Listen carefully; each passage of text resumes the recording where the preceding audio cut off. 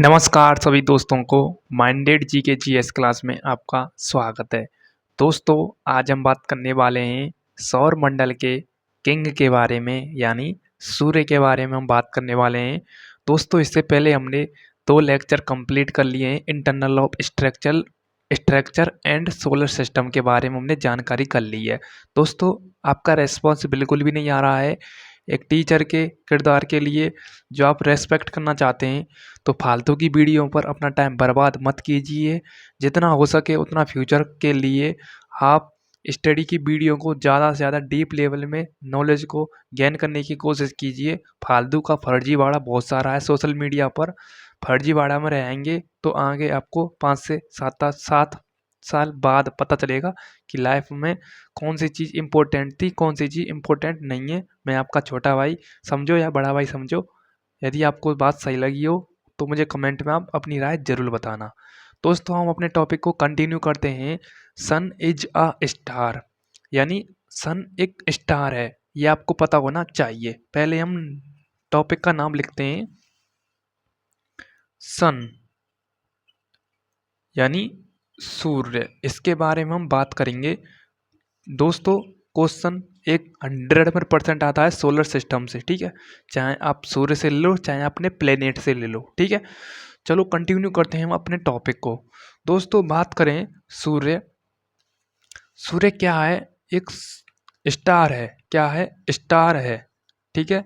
Sun is a star, sentence भी बन जाता है इसमें एक। सन इज अ स्टार यानी सूर्य एक क्या है? सूर्य एक तारा है। क्या है? सूर्य एक तारा है।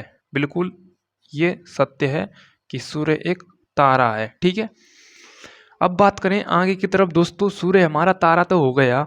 सन इज अ स्टार, बिल्कुल आपको पता होना चाहिए कि सूर्य एक तारा है, ठीक है। एक मिनट, थोड़ा प्रॉब्लम आ रही है बीच में, बफरिंग सी हो जाती है क्वालिटी में। तो कंटिन्यू करते हैं। सन इज अ स्टार यानी सूर्य को ही हम तारा कहते हैं। दोस्तों सूर्य को भी हम 6 भागों में बांटते हैं।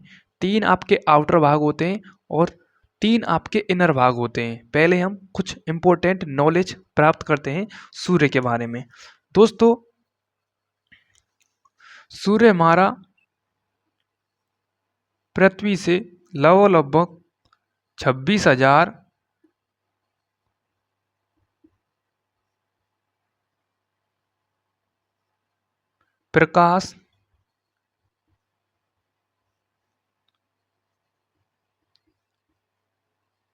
प्रकाश वर्ष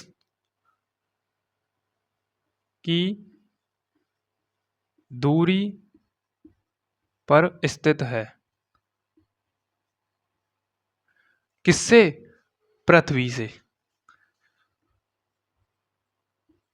सपोज ये आपका सूरज है और यहाँ पर आपकी पृथ्वी है, तो दोनों के बीच में जो डिस्टेंस होगी वो होगी 26,000 यानी 26 इंटू 10⁻², ठीक है। यानी 26,000 प्रकाश वर्ष की दूरी पर स्थित है हमारा सूर्य। किससे? पृथ्वी से। ये आपको पता होना चाहिए, ठीक है। बात करते हैं आगे की तरफ। दोस्तों जो हमारी गैलेक्सी होती है यानी आकाशगंगा होती है, इस प्रकार की हमारी आकाशगंगा होती है, ठीक है। क्या होती है? आकाशगंगा। इसमें 3 आर्म होती हैं। इस प्रकार से इसकी 3 आर्म होती हैं, ठीक है, ठीक है। और हमारी अपनी पृथ्वी की गैलेक्सी का नाम क्या है? दुग्ध मेखला या मंदाकिनी।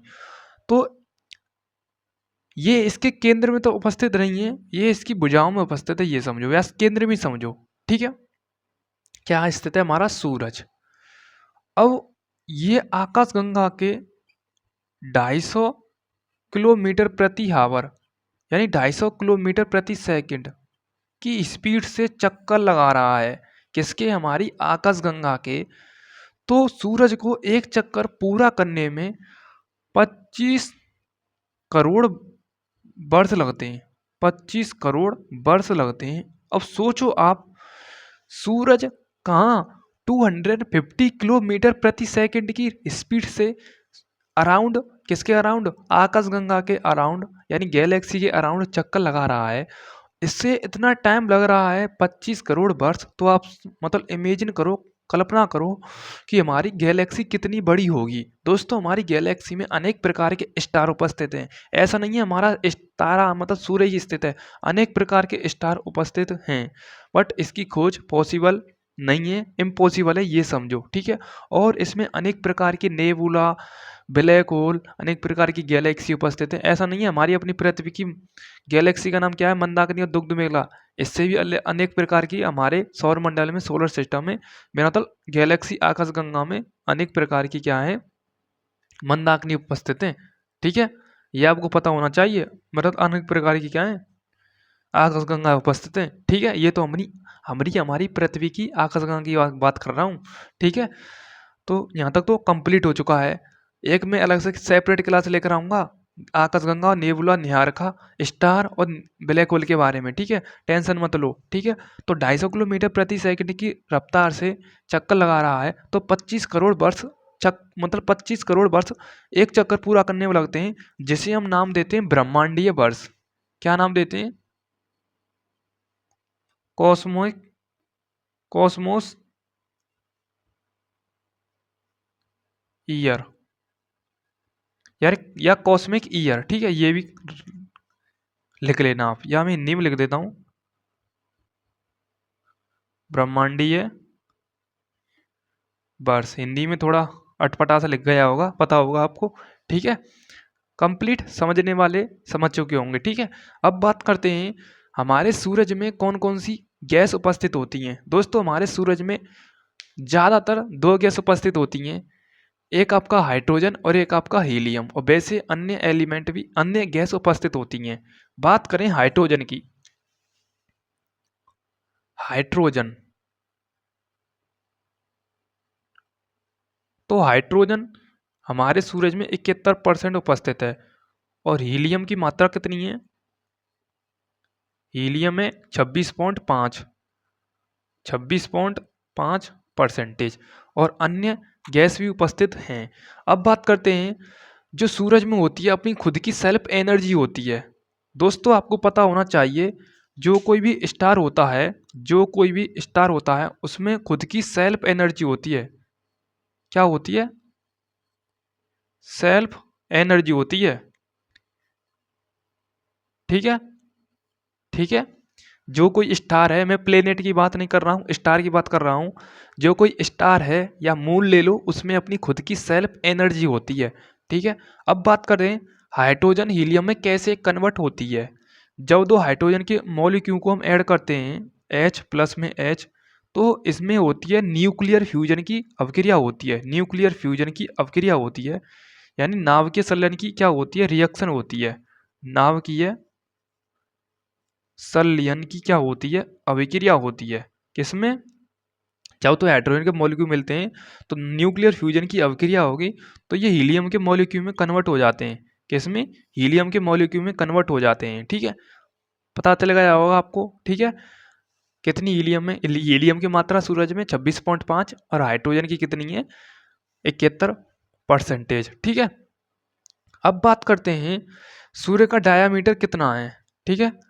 या हम बात करें सूर्य हमारी पृथ्वी से कितना डायमीटर बड़ा है, तो सूर्य हमारी पृथ्वी से, देखो लिखो, एक पॉइंट फिक्स पॉइंट है ये, सूर्य का व्यास पृथ्वी के व्यास से 109 गुना बड़ा है, ठीक है, ठीक है।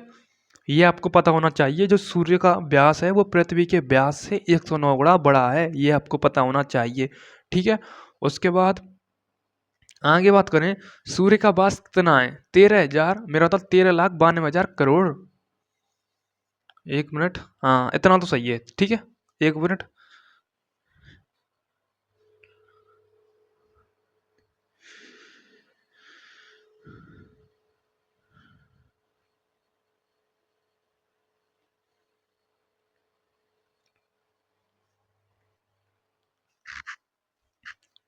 ठीक है, यहाँ तक ये मतलब सटीक नंबर है, ठीक है, 109 गुना बड़ा, ठीक है। उसके बाद जो सूर्य का व्यास है वो है 13,92,000 किलोमीटर। ठीक है, ये किसका है? सूर्य का व्यास, सूर्य का डायामीटर। ठीक है, क्या है? सूर्य का डायामीटर। ओके, इतना कंप्लीट। अब बात करते हैं आगे की तरफ। अब दोस्तों मैं आपको एक एक पॉइंट बोलते जा रहा हूँ, अपनी कॉपी में नोट करते जाइए। सूर्य के बारे में, सौरमंडल का राजा सूर्य को कहा जाता है, यानी सौरमंडल का राजा सूर्य होता है या सौरमंडल का मुखिया सूर्य होता है। First point clear. ठीक है, सूरज में अपनी खुद की सेल्फ एनर्जी होती है। Second point clear. ठीक है, सूर्य का व्यास पृथ्वी के व्यास से 109 गुना बड़ा है। 3 पॉइंट क्लियर। चौथा पॉइंट, सूर्य का व्यास 13,92,000 किलोमीटर है। 4 पॉइंट क्लियर। ठीक है, जब दो हाइड्रोजन के मॉलिक्यूल मिलते हैं तो हीलियम के मॉलिक्यूल में कन्वर्ट हो जाते हैं, जिससे हमारे सूरज में अपार एनर्जी होती है या मुक्त भी होती है। उसके बाद छठवां पॉइंट की मैं बात करूँ, छठवें पॉइंट पर आते हैं। सूर्य में हाइड्रोजन की मात्रा 71%, हीलियम की मात्रा 26.5% होती है। 7 पॉइंट क्लियर। उसके बाद 8वां पॉइंट क्या है? सूर्य हमारी गैलेक्सी के केंद्र में उपस्थित है। केंद्र में तो उपस्थित है नहीं है, ये दूसरी वलय में उपस्थित है। ठीक है, और ये हमारी गैलेक्सी के या हमारी आकाशगंगा के 250 किलोमीटर प्रति सेकंड की रफ्तार से मतलब चक्कर लगा रहा है। तो इसे एक चक्कर पूरा करने में कितना टाइम लगता है? 25 करोड़ वर्ष लगते हैं, जिसे हम क्या कहते हैं? कॉस्मिक ईयर या ब्रह्मांडीय वर्ष कहते हैं। ठीक है, 8वां पॉइंट क्लियर हो चुके हैं आपके। उसके बाद इसमें कुछ पॉइंट रह गया है। उसके बाद सूर्य हमारी पृथ्वी से 26,000 प्रकाश वर्ष की दूरी पर स्थित है। 9 पॉइंट क्लियर। उसके बाद ठीक है, और है नहीं है इसमें पॉइंट, मैंने जो पॉइंट कराने थे कंप्लीट में करा चुका हूँ, और मुझे याद भी नहीं आया है तो मुझे आप कमेंट पे पूछ सकते हैं। ठीक है, कंप्लीट। अब बात करते हैं रिवॉल्यूशन प्लस रोटेशन क्या होता है। दोस्तों देखते जाइए। अब पहले बात करते हैं हम उपसौर और अपसौर की बात करते हैं। ये दोस्तों हमारी पृथ्वी है और ये सूरज है, ये भी पृथ्वी है। ठीक है, अब दोस्तों कुछ इंपॉर्टेंट कॉन्सेप्ट है यहां पर।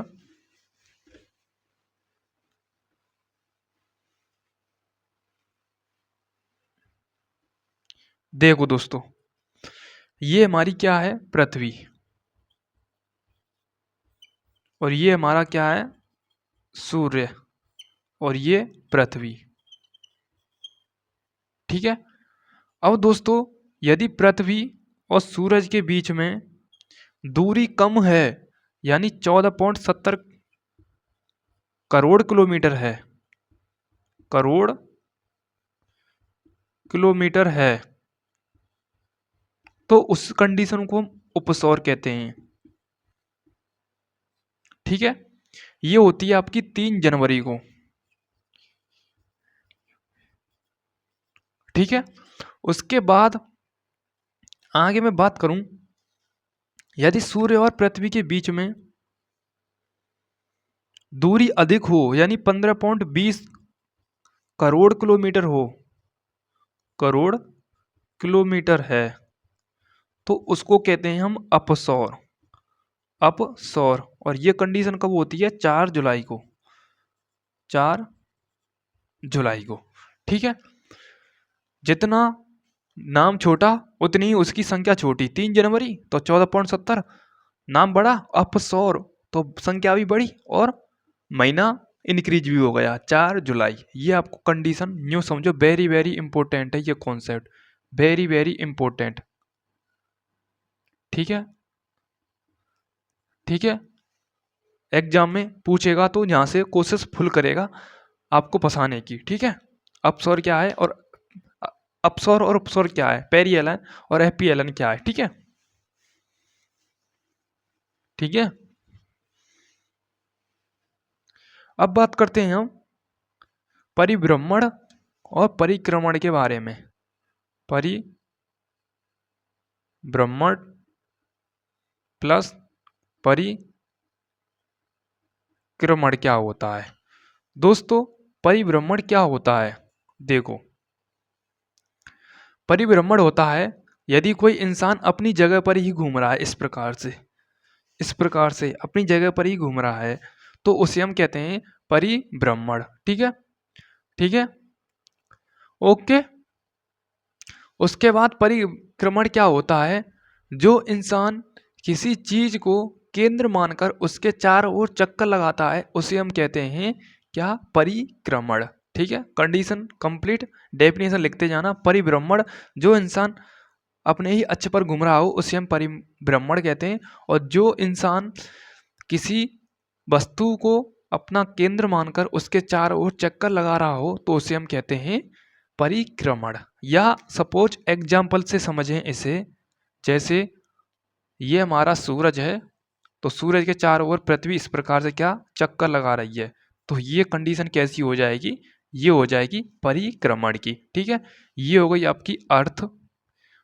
अर्थ इस प्रकार से सूरज के क्या? चारों ओर चक्कर लगा रही है।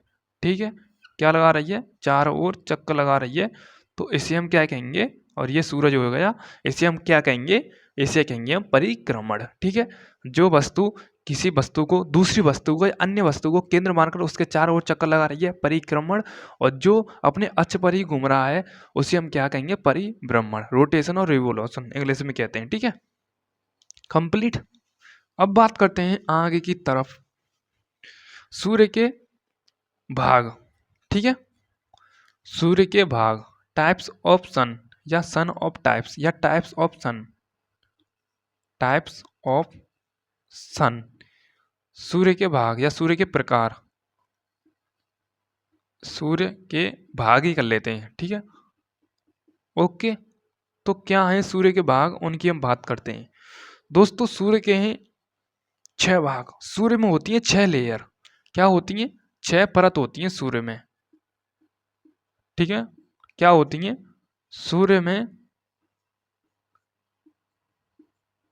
6 परत होती हैं। ठीक है, जैसे ये है आपका सूरज, ये है सबसे बाहरी परत, जिसे हम नाम देते हैं कोरोना या क्रीट। उसके बाद दूसरी परत आती है। ठीक है, उसके बाद आती है आपकी तीसरी परत, उसके बाद चौथी परत, उसके बाद पांचवी परत, उसके बाद आती है लास्ट की छठवीं परत। ठीक है, इस प्रकार से हमारे सूरज में 6 परत होती हैं। ठीक है, सबसे पहली परत को हम नाम देते हैं क्रोड़, यानी सबसे आंतरिक परत को नाम देते हैं हम क्रोड़। क्या नाम देते हैं? क्रोड़। उसके बाद दूसरी परत को नाम देते हैं हम विकिरण मंडल,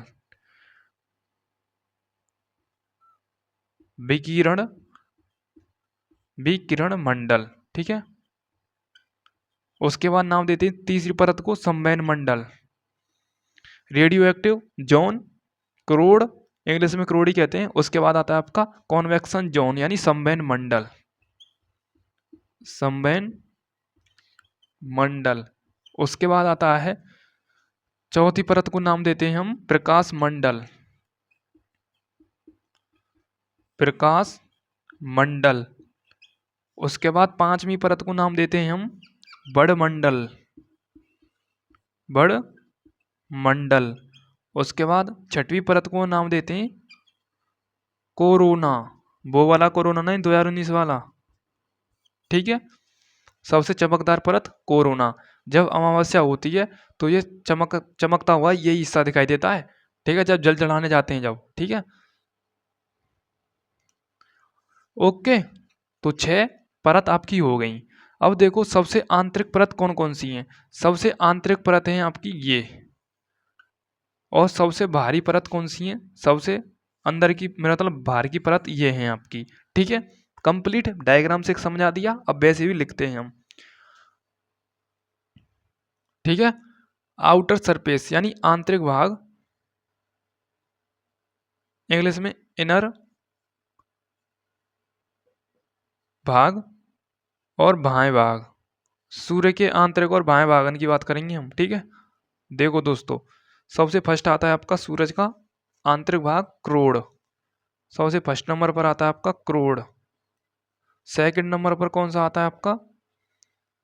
विकिरण मंडल। ठीक है, और थर्ड नंबर पर कौन सा आता है आपका? कौन सा आता है? संवहन मंडल, संवहन मंडल। उसके बाद वायवा की बात करें, सबसे फर्स्ट पर आता है आपका, कौन सा आता है? प्रकाश मंडल, प्रकाश मंडल। उसके बाद दूसरे नंबर पर कौन सा आता है? बड़मंडल, बड़मंडल। उसके बाद तीसरे नंबर पर कौन सा आता है हमारा? कोरोना। क्या आता है? कोरोना। ठीक है, कंप्लीट। 6 भाग हो गए हमारे सूर्य के। अब इन 6 भागों के बारे में आपको बताता हूं।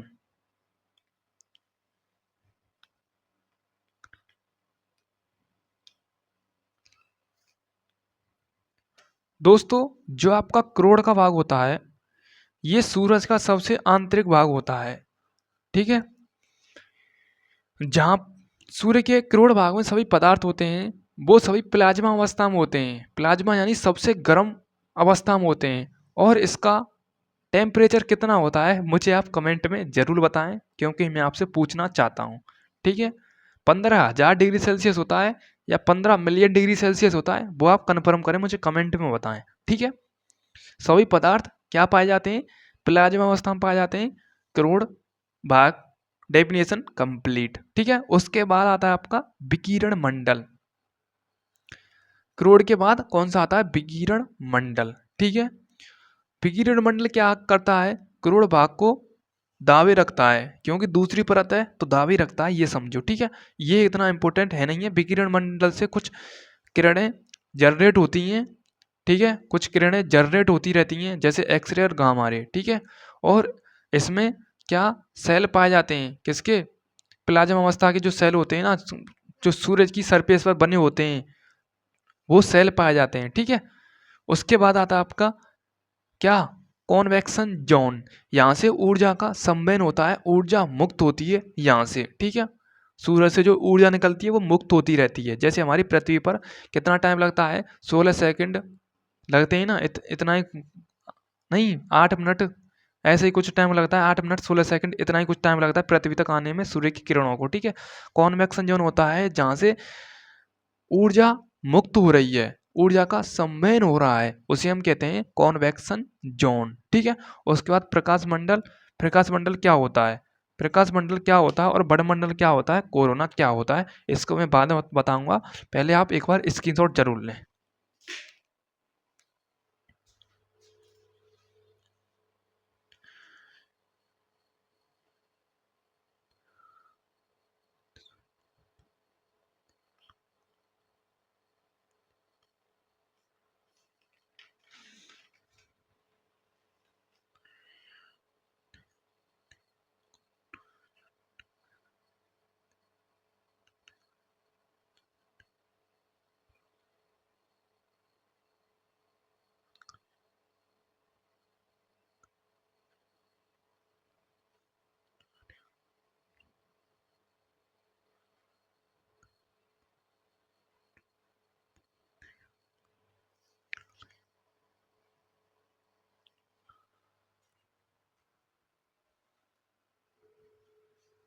ठीक है, कंप्लीट। बात करते हैं प्रकाश मंडल की। मैं बात कर रहा था किसकी? प्रकाश मंडल की।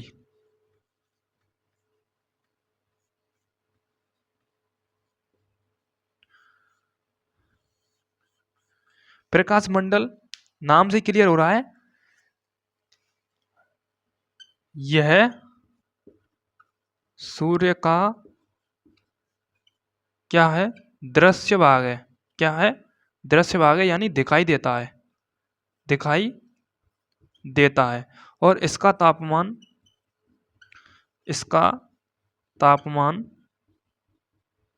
कितना होता है? 6000 डिग्री सेल्सियस होता है। 6000 डिग्री सेल्सियस होता है। ठीक है, कंप्लीट। उसके बाद आता है आपका बड़मंडल। ये न्यू समझो, एक सूर्य का वायुमंडल है। क्या है? वायुमंडल है। ठीक है, और उसके बाद आता है आपका कोरोना। कोरोना के बारे में बात करेंगे, यहां से इंपॉर्टेंट कॉन्सेप्ट बन जाता है कोरोना। क्या होता है कोरोना? दोस्तों, कोरोना सूर्य का सबसे क्या है? भारी भाग है। यानी यूं समझो, सूर्य का सबसे पहला भाग कौन सा है?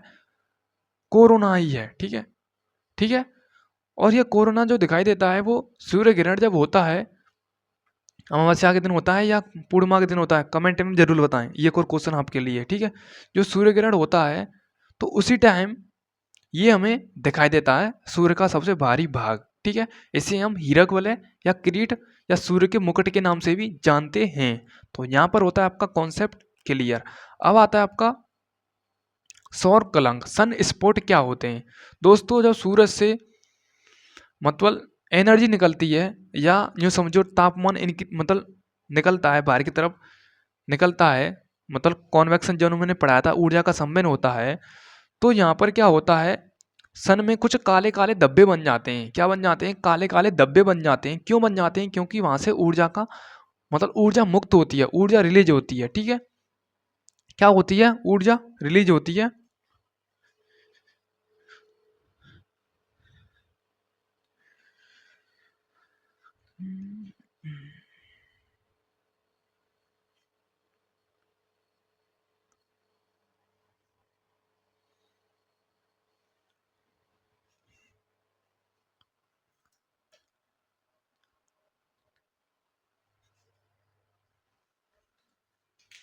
ठीक है, क्या होती है, ऊर्जा रिलीज होती है, किससे, सूरज से। तो वहां पर काले काले धब्बे बन जाते हैं।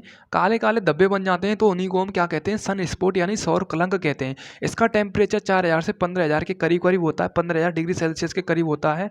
और ये चक्र जो हमें दिखाई देता है, ये हर 11 वर्ष के बाद हमें दिखाई देता है, ठीक है। हर 11 वर्ष के बाद वृद्धि होती रहती है। जैसे आज हो गया सन स्पॉट, ऊर्जा मुक्त हो गई, तो वो हर 11 वर्ष के बाद दिखाई देगा, हमें काले काले धब्बे दिखाई देंगे, ठीक है।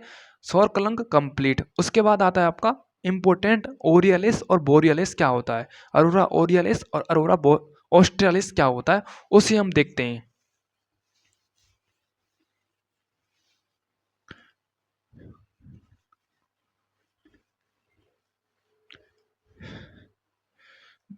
देखो दोस्तों, ये हमारा क्या है, सन है, और ये हमारी पृथ्वी है। दोस्तों जब सन से ऊर्जा मुक्त होगी तो पृथ्वी की तरफ जाने की कोशिश करेगी इस प्रकार से। तो ये ध्रुवों की ओर जाती है। ये होता है आपका साउथ पोल और ये होता है आपका नॉर्थ पोल, ठीक है, यानी उत्तरी ध्रुव, और ये होता है आपका दक्षिणी ध्रुव। तो दोस्तों जो सूरज से ऊर्जा मुक्त होती है तो पृथ्वी के ध्रुव पर जाने की कोशिश करती है। ये आपकी क्या है, पृथ्वी यानी अर्थ है, और ये आपका क्या है, सन यानी सूरज है, ठीक है।